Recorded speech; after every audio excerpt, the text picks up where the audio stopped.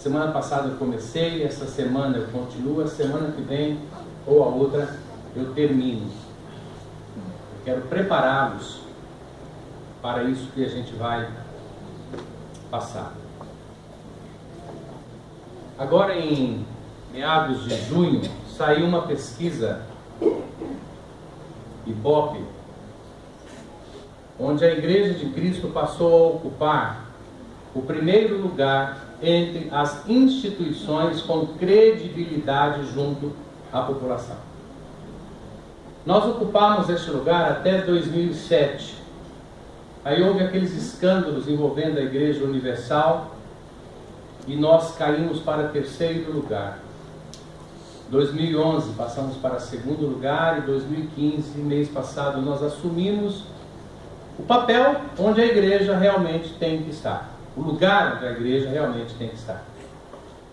É óbvio que esta igreja, que lá está no Ibope, não é exatamente a igreja evangélica. É a igreja católica, a igreja evangélica, são aqueles que se dizem cristãos, mas o fato é que a igreja de Cristo, voltou para o seu lugar, de onde nunca deveria ter saído, e saiu por escândalos de algumas pessoas. É Deus honrando a igreja dele. Mesmo que internamente vivamos momentos de conflitos, e a gente vai ver um pouquinho disso daqui a pouco, mas mesmo que internamente vivamos momentos de conflitos, externamente Deus tem honrado a igreja dele. A população, o cidadão, tem olhado para a igreja com outros olhos. Foi encontrado mês passado um fóssil de uma serpente com pernas. E a ciência teve que se dobrar esta semana. Porque mesmo que a ciência, reconhecendo que era uma cobra, uma serpente com pernas, ela não se dobrou. Disse apenas que aquelas pernas eram tão pequenas que eram para alimentar-se. E lá pela palavra de Deus, a gente aprende que a serpente andava lá no Éden. Depois da maldição que Deus lançou sobre ela, que ela parou de andar e começou a rastejar. E agora a serpente encontra cobra com perna, serpente com perna. E essa semana a ciência não admitiu, mas ela deixou assim no ar, de que pode sim ser pernas para andar. É Deus honrando a palavra dele e testificando a igreja dele. Mas hoje, e eu peço que coloque os meus slides, eu quero abordar um pouquinho, mas vou andar um pouquinho também, tá bom? Então, andando aí na nossa estrada sobre crises. Crises sem precedentes, né? Hoje os valores morais estão de ponta cabeça, a gente não sabe mais o que está acontecendo. Nós estamos vivendo uma inversão de valores absurdos. Eu não sou tão velho, há pessoas aqui mais velhas que eu, graças a Deus, mas eu nunca vi na minha vida uma coisa assim. Ontem, uma irmã aqui ouviu em um noticiário na CBN, e ela me compartilhou, este foi o Dia dos Pais mais caótico para o mercado. Em toda a história, nunca houve um Dia dos Pais como esse. Porque a crise está entrando em todos os lugares. Tudo parece estar de ponta cabeça, né? A crise está na família, a crise está no futebol, na política, a crise está espalhada por todos os cantos. E se está espalhada por todos os cantos, é uma inocência, para não dizer uma idiotice, achar que a crise não está na igreja.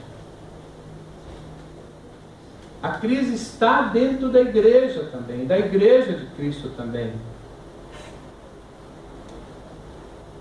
A igreja de Cristo vive uma crise interna absurda, intramuros.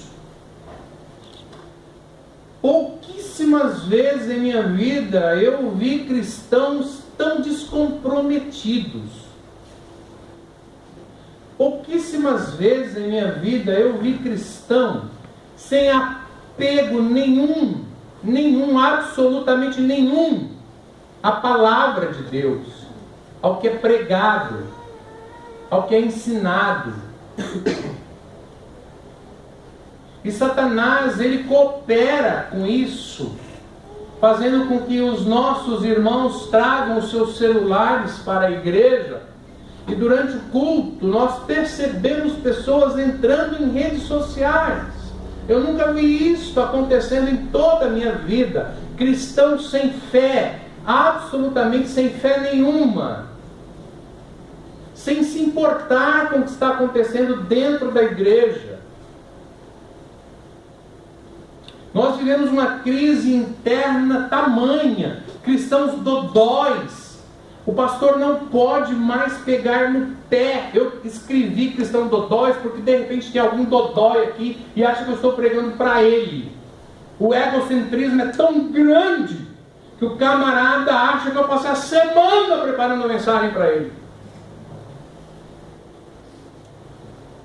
Hoje um pastor não pode mais pegar no pé de um irmão, de uma família. Se você pega no pé de um, você mexe com toda a família. E aí a pergunta, onde nós vamos parar? Onde vai parar a igreja de Cristo?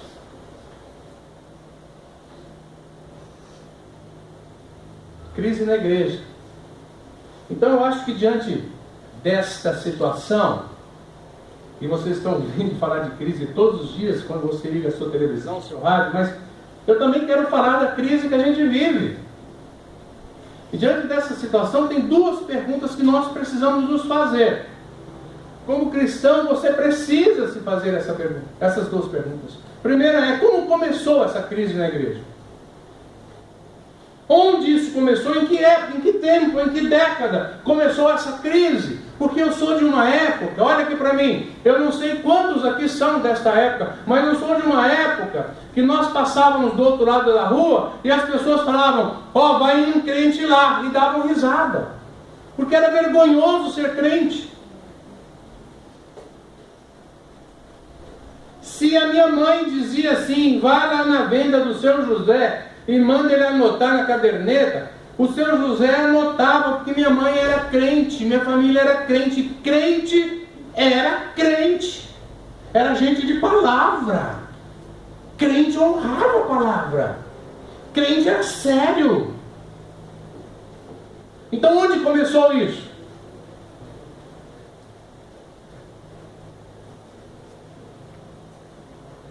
Onde começou essa crise na igreja? A ponto de preferirmos hoje um celular a um culto? Uma conversa que não vai levar a lugar nenhum, a prestar atenção numa mensagem? Onde vai parar isso? Onde começou isso? E a segunda pergunta é o que fazer para consertar isso? Porque vocês e eu aqui estamos recebendo uma herança. E se a nossa geração não sangrar isso, não consertar isso, nós vamos passar uma herança piorada para os nossos filhos. Eu não sei o que vai parar, onde vai parar a igreja.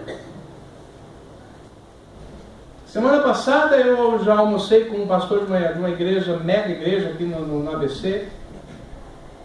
Está se aposentando agora, mês que vem, no final do ano. 40 anos de ministério na mesma igreja, a igreja tem uns 2.000 membros. Ele disse assim para mim, Carlos, é de desanimar.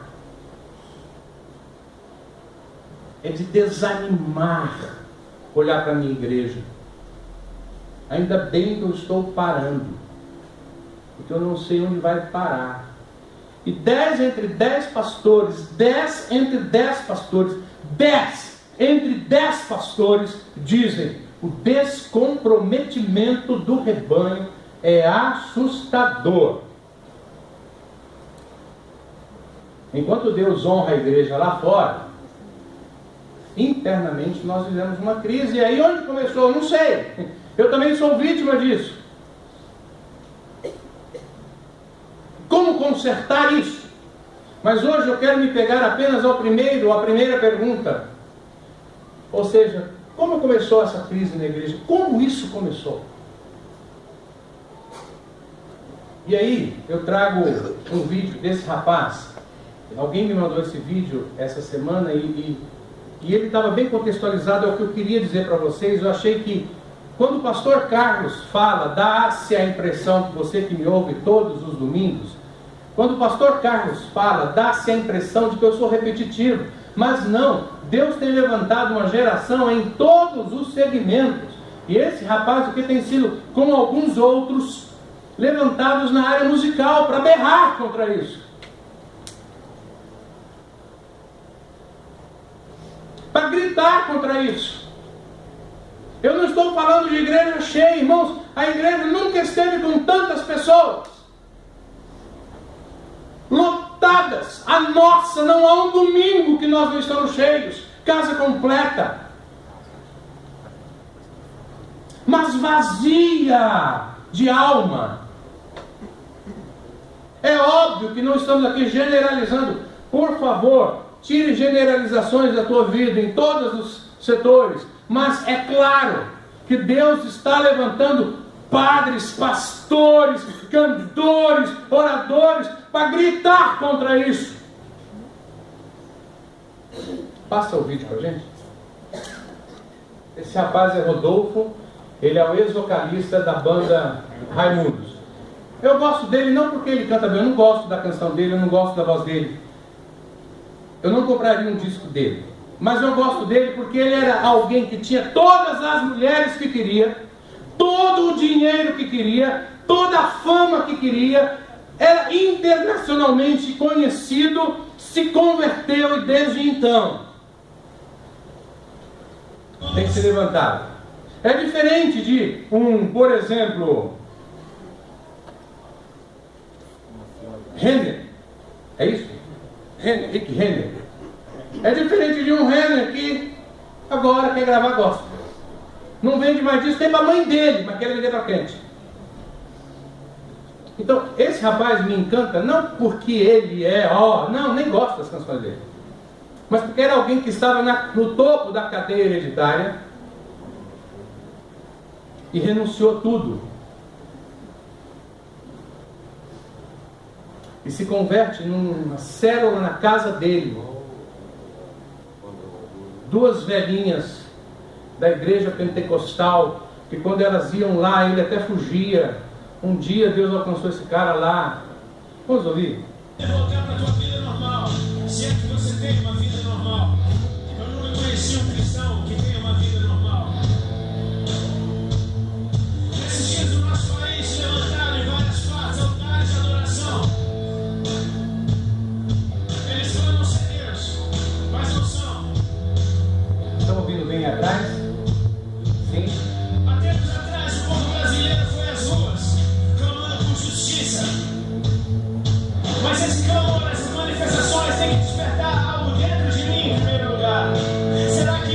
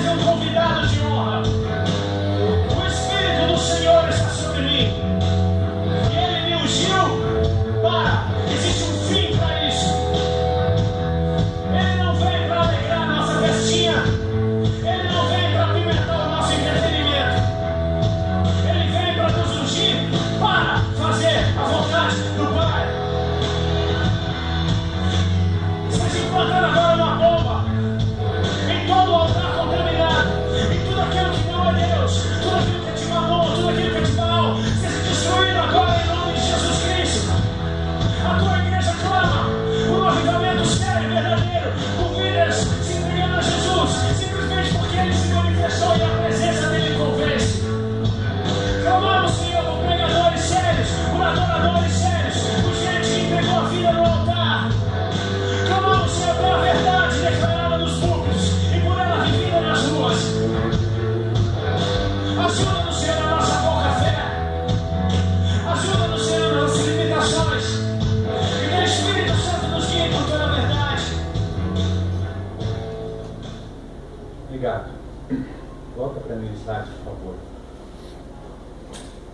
Coisa séria. Coisa séria. Eu não estou falando, e vou falar isso várias vezes durante a mensagem, eu não estou falando de números, de igreja cheia. Igreja cheia não quer dizer absolutamente nada, principalmente em termos de santidade. Mas a questão é como começou essa crise na igreja. Como isso começou? A primeira questão que eu concordo com o pregador, e era talvez uma outra frase, mas com o mesmo sentido, é: começou no dia em que o crente, e eu quero remeter-me a crente, quis ser gente normal. Essa crise começou lá atrás, quando nós, povo de Deus, tomamos partido e quisemos ser gente normal. E me desculpa, de verdade, mas crente não pode ser gente normal. Porque nós não somos desse planeta. Nós não pertencemos a este planeta. Aqui não é o nosso lugar. Estamos aqui de passagem. Então, crente não pode se vestir com roupas de terráqueo. E lá atrás, quando nós assumimos postura de querermos ser gente, nós começamos a vestir roupas de terráqueos, começamos a ter práticas de terráqueos, começamos a ter visão de terráqueo, código ético de terráqueo, verdade e justiça, linguagem de terráqueo, mas nós não somos daqui. Amém. Glória a Deus. Nós não somos gente normal. Nós somos crentes. E no momento em que um crente se sente tão gente a ponto de se sentar com escarnecedor, ele também passa a escarnecer-se. Precisamos nos lembrar sempre de que o nosso planeta é o céu. E nós temos uma visão, uma missão aqui na terra. Mas se nós formos iguais aos terráqueos, nossa missão está contaminada.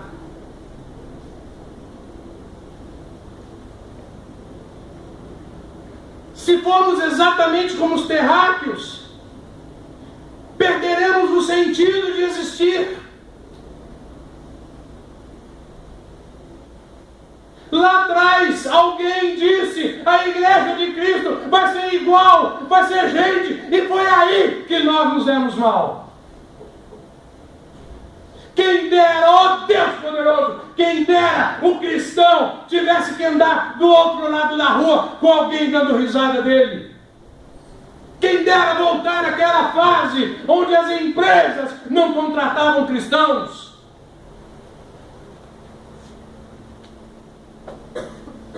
Mas cristão tinha palavra, ele comprava com o fio do bigode. Porque quem era cristão, era cristão.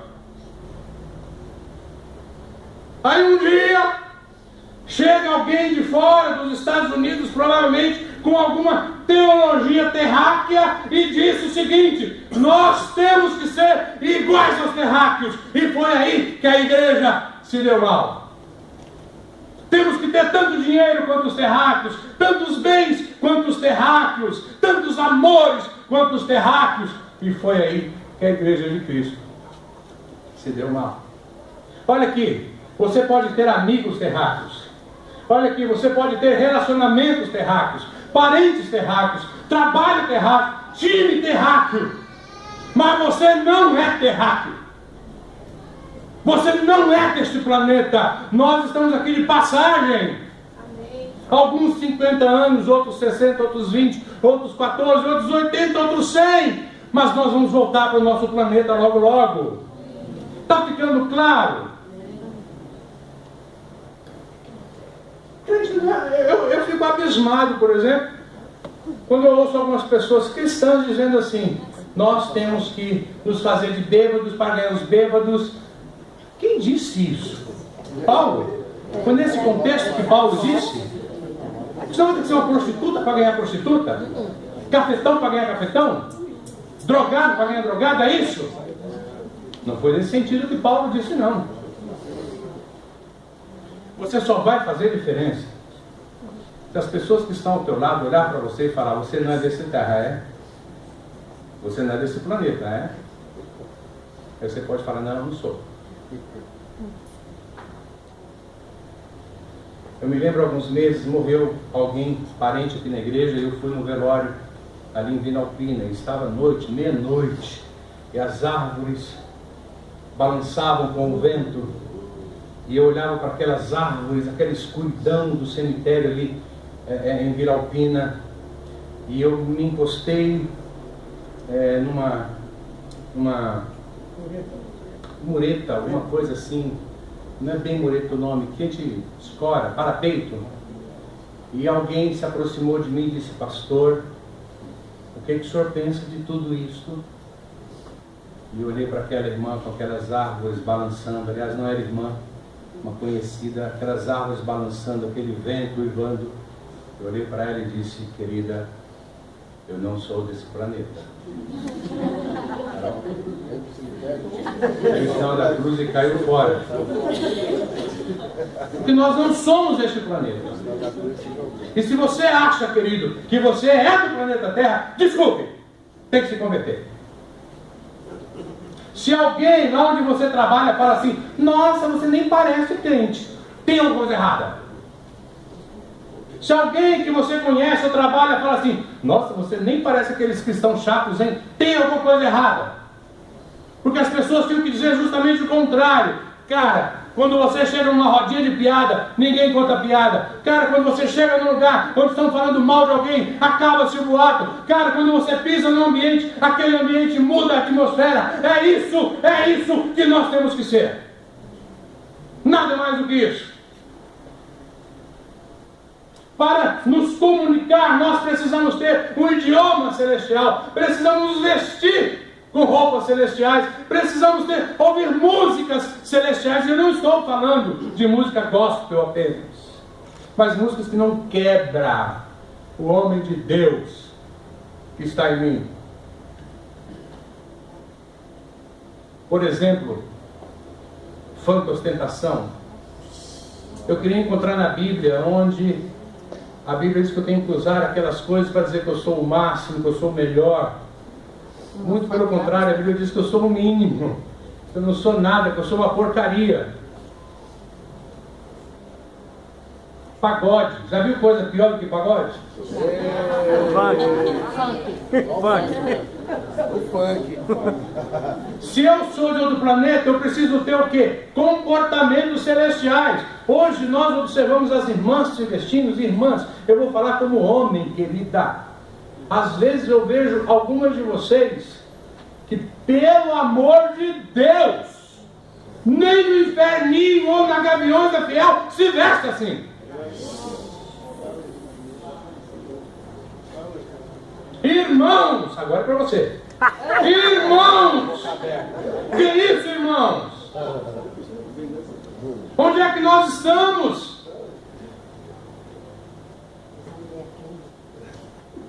Essa semana um bobão aqui, que nós excluímos uns tempos atrás, passou aqui pela igreja e falou assim: eu vou provar para todo mundo que, mesmo excluído, eu posso tratar minha esposa melhor do que um crente. Não vai mais com obrigação. É que eu não ouvi ele falar isso.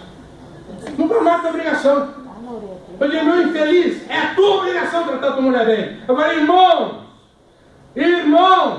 igreja! Eu estou vendo ímpios tratando as suas esposas melhores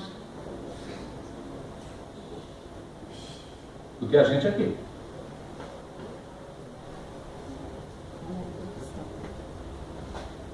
Nós estamos vivendo uma época de marido ausente e esposa mandona.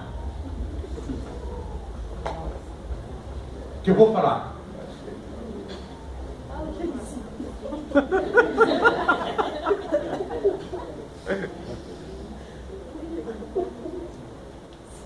Nem vou falar.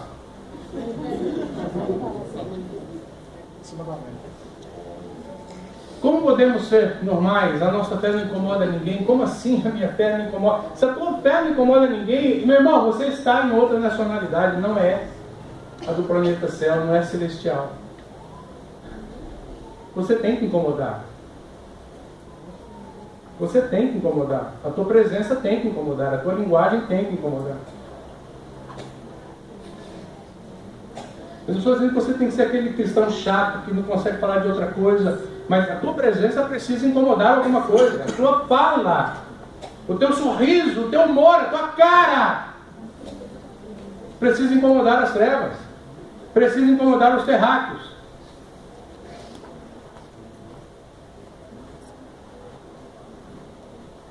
Se for para termos os mesmos comportamentos que o pessoal da terra,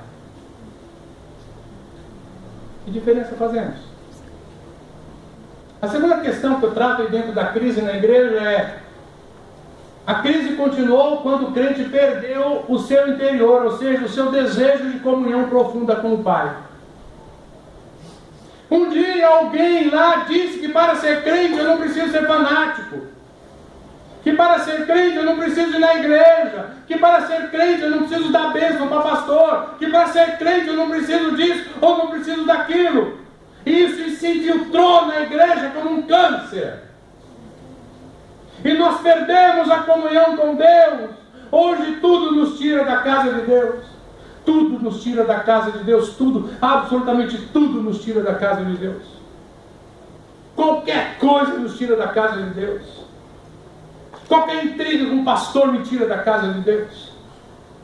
Qualquer evento social nos tira da casa de Deus.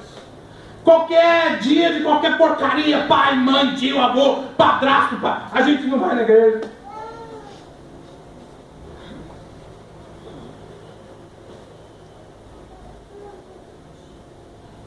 Ano passado, eu liguei para o irmão na segunda-feira e disse: cara, senti só falta ontem. Foi o dia dos pais, eu fui almoçar com meu pai. Disse: nossa, que legal, parabéns. Não, obrigado, eu sei que só apoia a família, eu tenho certeza que o senhor ia me apoiar. Não, estou apoiando. Seu pai estava no culto ontem à noite. O pai do cara veio. Sabe o que é isso? Perdemos o desejo de comunhão com o Pai. A igreja de Cristo desejou ser gente como os terráqueos e começou a perder algumas coisas, dentre elas o desejo de comunhão com Deus, de sentir Deus, de sentir o toque de Deus, de chorar na presença de Deus, de se emocionar com uma mensagem, de se entregar em um cântico. A comunhão passou para segundo lugar. A comunhão foi substituída pelo dízimo. Hoje muitas igrejas dizem para vocês: dá o dízimo, pronto, você deu, tá beleza. Nós substituímos a comunhão pelos cultos póstumos, ou seja, muitos estão só o corpo aqui. Eu garanto que muitos só estão o corpo aqui, a alma está longe.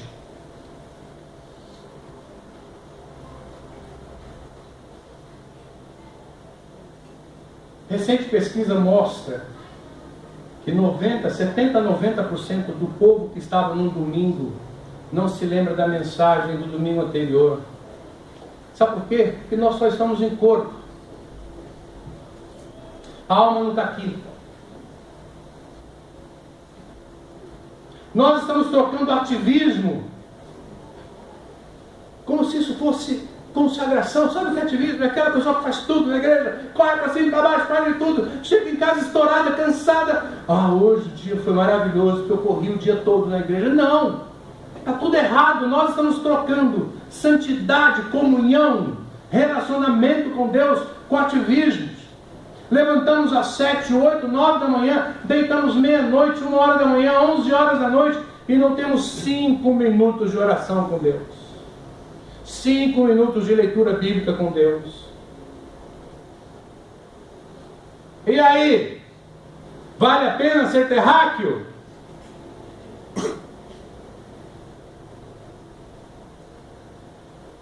Quando vamos nos ajoelhar? Quando vamos pedir perdão? Quando vamos nos arrepender? Quando vamos entrar em contrição? Quando vamos começar as nossas devocionais? Quando vamos jejuar por gratidão? A resposta é quando for conveniente, ou seja, o dia que Deus pesar a mão sobre a tua vida. Olha para mim aqui. O que eu vou falar aqui é palavra de Deus para você. O dia que Deus pesar a mão sobre a tua vida, você vai ajoelhar, pedir perdão, cantar, jejuar, fazer devocional. Vai esperar isso? Vai esperar isso? Eu me lembro, e eu vou dar esse testemunho porque ele é público. Há alguns anos, uma irmã aqui na igreja teve um problema sério, ela entrou em coma. E ao lado do leito dela, a mãe, fiel ao Senhor, ao lado do leito daquela moça, a mãe disse assim para ela, ainda em coma. Depois de uma semana em coma, a mãe e eu entramos na UTI. E aquela mãe olhou para aquela filha em coma e disse assim para ela, presta atenção aqui, talvez você se lembrará de quem é a pessoa. A mãe disse assim para aquela filha em coma, eu espero, filha, que agora você esteja dormindo bem, para quando você acordar, você ir na casa do Senhor. Eu estava cansada de ouvir você dizer que não ia, que estava com sono. Então durma mais uma semana, mais um mês, para você acordar sem sono para ir na casa de Deus. E a pergunta é, quando vamos fazer isso aqui? Quando você vai se ajoelhar? Quando vai deixar a tua vida medíocre espiritualmente falando? Quando vai olhar para as coisas de Deus com critério? Quando deixará de ser um cristão meio terráqueo, meio celestial, meio lá, meio cá? Quando? Quando Deus pesar a mão? Porque eu falo para você, Deus está limpando a igreja dele. Deus está levantando gente em todos os segmentos para gritar contra esta palhaçada que estão tentando fazer com a igreja de Cristo.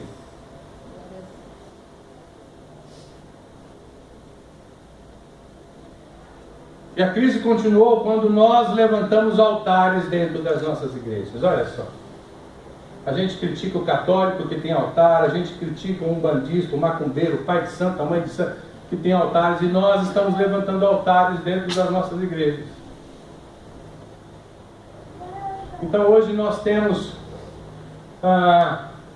padres superstar, nós temos pastores idolatrados, nós temos bispas peruas, nós temos apóstolos adorados, nós temos banda gospel que não toca em igreja pequena ou grupos pequenos, nós temos cantor gospel dando autógrafo como se fosse celebridade.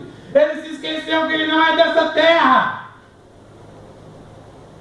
andando com segurança para que os terráqueos não se aproximem deles.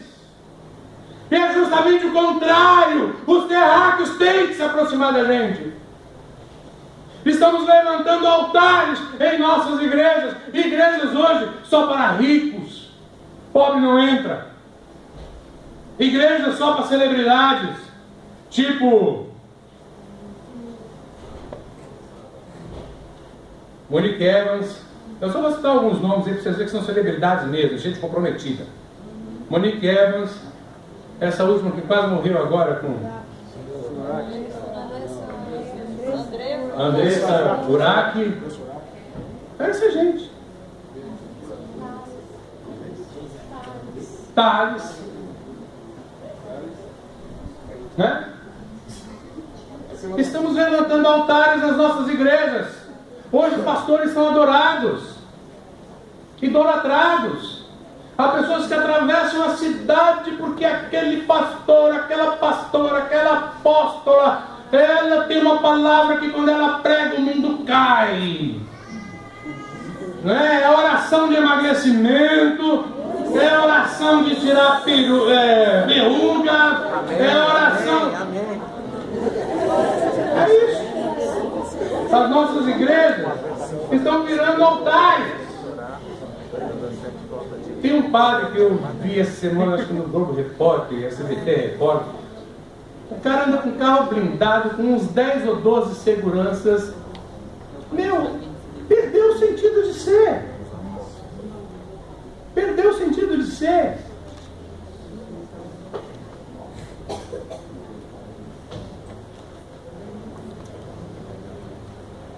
Algumas pessoas só querem a oração daquele pastor, porque a oração daquele pastor.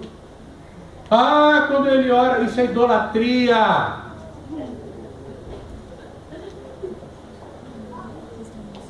Apóstolos que são adorados, tem apóstolo que vende o lenço que ele enxuga a testa. Acredita? Vocês acreditam nisso? O cara vende lenço que enxuga a testa. E outro dia uma ovelha dele deu um testemunho que estava endividado, que devia para todo mundo, que ele não sabia mais o que fazer, e que ele comprou um desses lencinhos aí desse cara. Eu não vou citar o nome dele para não dar ibope.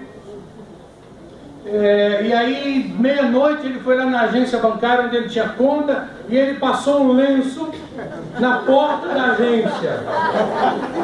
E no dia seguinte ele voltou lá, foi falar com a gerente, e a gerente disse: o senhor deseja? Eu vim aqui ver quanto está a minha dívida. Aí a gerente puxou o nome dele e disse: que dívida? Você não deve nada para o banco, pelo contrário. Você já viu o seu saldo? Aquele lenço ungido não só pagou toda a dívida de todo o sistema do Itaú, mas creditou quase 1 milhão na conta dele. Lenço poderoso. Ei, laranja. Ô pastor, e o outro que passava o paletó e derrubava todo mundo. Pois é, querido. É isso. Vou falar uma coisa para você. Quem dera,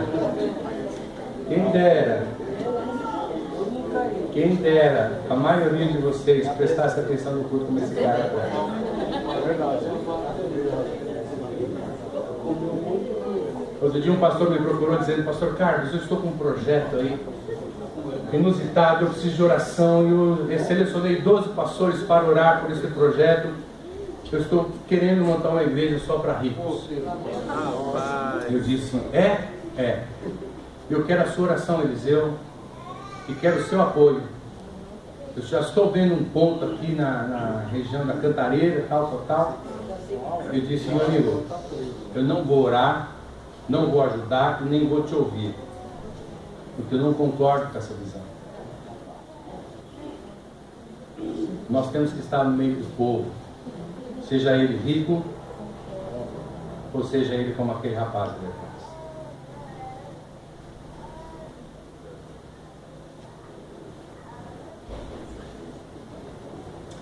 E para terminar a mensagem de hoje, a crise continuou quando o crente quis a glória de Deus. Sabe onde a idolatria nos levou? Desejamos a glória de Deus. A glória que era de Deus, essa idolatria nos levou a querer. E Satanás quis a mesma coisa. Por isso ele caiu.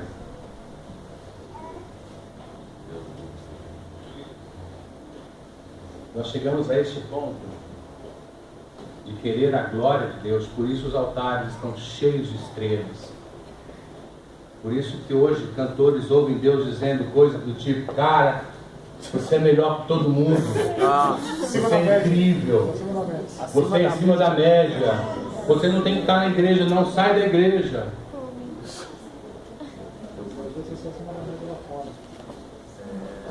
Estamos querendo a glória de Deus.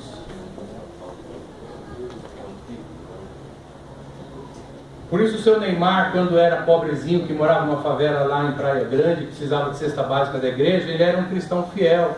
Aí ele começou a ganhar grana e ele acha hoje que não é tão necessário a igreja na vida dele. Ele agora não precisa, não é?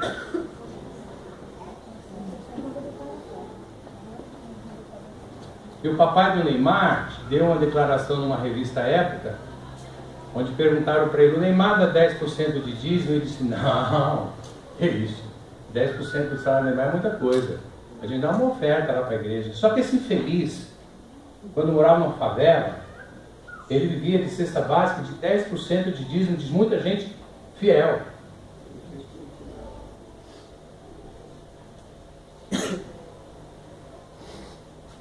Hoje ele tem a glória. Para que ele quer Deus? E nós idolatramos o cara. Nós compramos camiseta do Barcelona com o número dele para o nosso filho usar, né? Os nossos filhos estão chamando Neymar.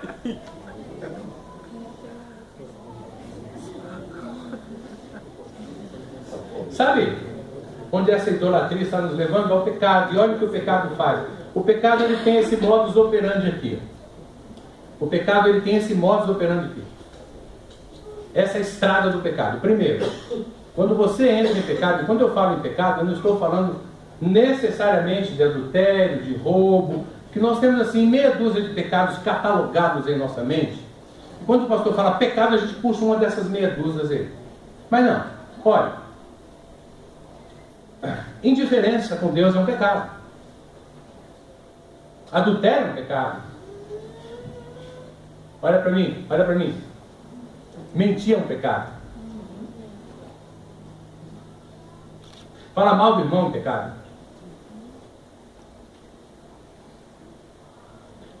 Trocar as coisas de Deus por coisas da terra é um pecado. O pecado tem esse modus operandi aqui. Primeiro, ele destrói a minha vida espiritual. É o primeiro ponto que ele ataca na tua vida. Ele destrói a tua vida espiritual. Ponto. Destruir a tua vida espiritual, e vai para a segunda parte, que é destruir a tua amizade com Deus. Porque às vezes você fica frio na fé, você começa a não mais querer as coisas de Deus, mas você ainda tem um laço com Deus, um certo temor, você ainda ora. Mas o segundo passo do pecado é destruir este laço, é destruir essa amizade. Feito isto, ele destrói o teu ministério. Olha para mim, tinha muita gente nesse altar, tem muita gente em altares no passado que hoje estão na Cristolândia, que hoje estão nas drogas, na homossexualidade, porque perderam a sua amizade com Deus, perderam os seus ministérios. O quarto passo é: o pecado destrói a minha relação com a igreja. É quando eu começo a questionar a igreja. Para que igreja? Igreja sou eu. Eu oro na minha casa. Eu canto lá na minha casa. E lá todo domingo para ver aquele pastor falando, aqueles irmãos cantando. Para que igreja? Para falar a verdade, eu nem acho que igreja é tudo isso. É coisa de homem. Satanás começa a fazer você questionar a igreja, a importância da igreja, da convivência, da comunhão com o irmão, do relacionamento com o pastor. Eu fico cheio de mim, eu acho até que eu entro em pecado quando um de vocês me ligam dizendo: pastor, vou viajar, ora por mim, pastor, comprei um carro, venha consagrar comigo. Eu fico cheio, quase que explodindo de alegria, porque eu consigo entender que se você faz isso, ainda tem uma relação com você e a igreja, por menor que seja, mas ainda tem um fio, um lastro, mas ainda tem.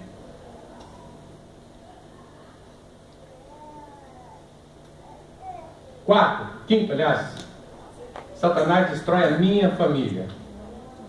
Aí eu saio de casa, traio, sou traído, perco meus filhos, acabou. E ele joga a pá quando ele destrói a minha vida. Aí sim, eu vou para a Cristolândia, viu, gente? Pessoal da Cristolândia. Vou para as drogas, vou para a Gaviões Fiel. Pode reparar, 80, 90% dos corintianos tiverem luto agora para visitar os pais. Quem sabe quem são os pais?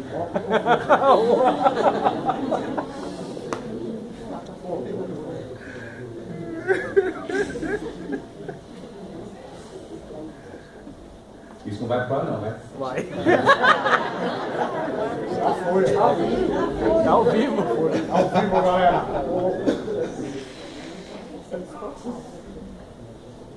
Aí ele joga, como diz popularmente, a última pá de cal, ou seja, já destruiu minha vida espiritual, já destruiu minha relação com Deus, já destruiu o meu ministério, já destruiu a minha relação com a minha igreja, já destruiu a minha relação com a minha família, e agora... E é dessa ordem aqui, viu, pessoal? Aí você encontra cristão, eu até coloquei esse adorador como zumbis. Eu encontro tantos por aqui. Semana passada mesmo, depois do culto hispânico, encontrei uma ex-adoradora, Márcia e eu. Estava do outro lado com o cachorrinho dela, ela nos viu, atravessou a rua, nos deu um abraço e disse: "E aí, criatura, onde você está? Está congregando aonde?" "Estou por aí."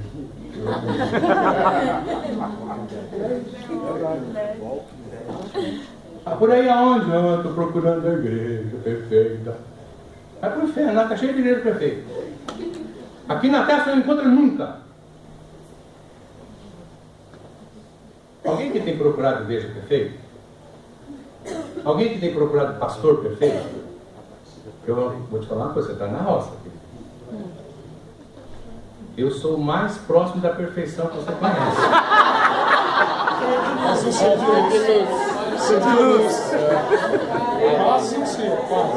Obrigado. A palavra de vocês testifica o que eu penso. Eu sou quase um ser de luz.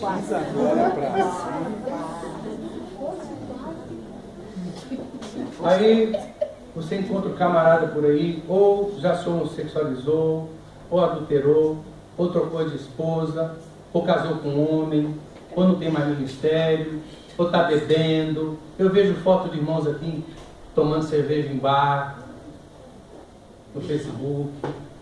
Eu olho e falo: Deus, esse cara estava lá no altar há pouco tempo. É nessa ordem aqui, ó.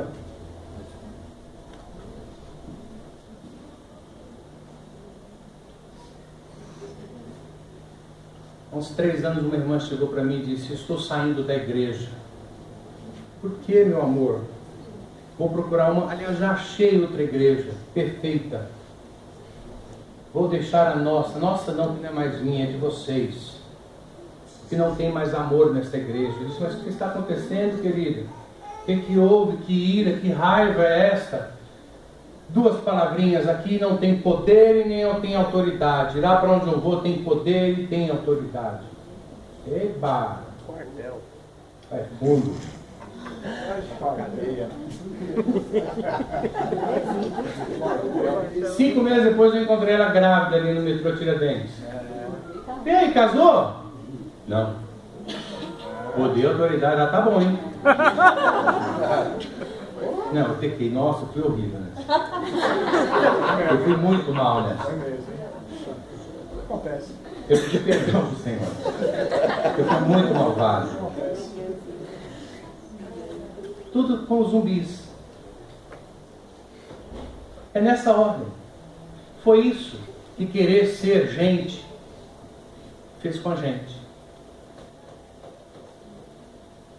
Foi isso que querer ser igual aos terráqueos, viu, Paulo? Fez com a gente. Foi isso, irmã Joana e missionário Lael, que aqueles irmãos da Cristolândia quiseram ser terráqueos.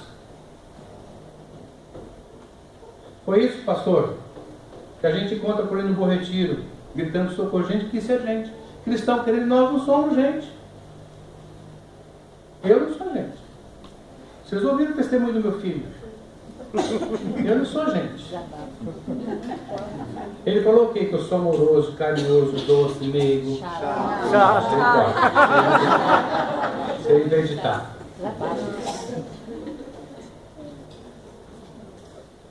E a semana que vem eu vou falar com vocês como consertar isso. E agora? Como a gente conserta isso aí?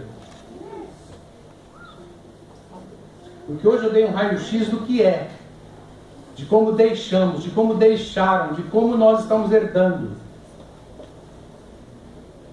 e para consertar isso. Tem como? Tem. Ah, como? Ah.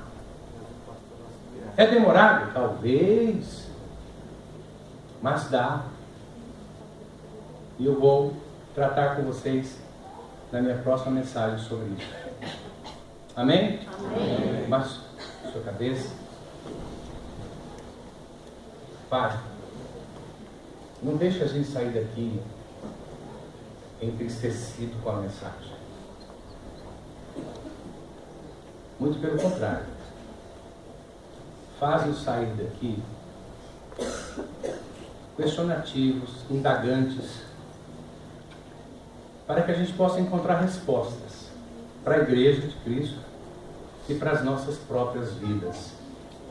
Porque é possível que muitos irmãos aqui, Pai, neste auditório, um dia quiseram ser gente como os terráqueos. E foi aí que eles perderam a fé. Espírito de Deus, fale o coração deles. Só o Senhor, para equilibrar o que eu disse e o que realmente deveria ter sido dito. Eu peço isso, em nome santo de Jesus. Amém. Que horas são? 8h29. Eu estou ficando craque em horário. Vamos ficar em pé? Meu grupo de